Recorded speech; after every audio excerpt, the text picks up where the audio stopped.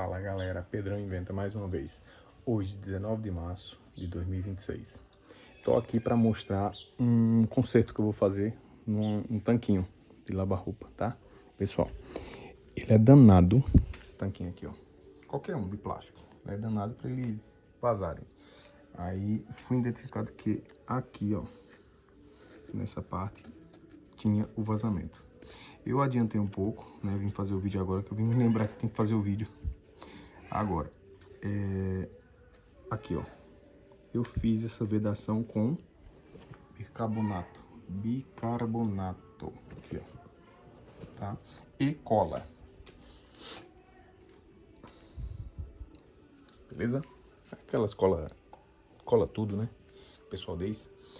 Aí, veja bem, lubrifiquem também essa partezinha aqui, ó. Tá vendo? Padrão aqui. Isso aqui é um rolamento do motor, né?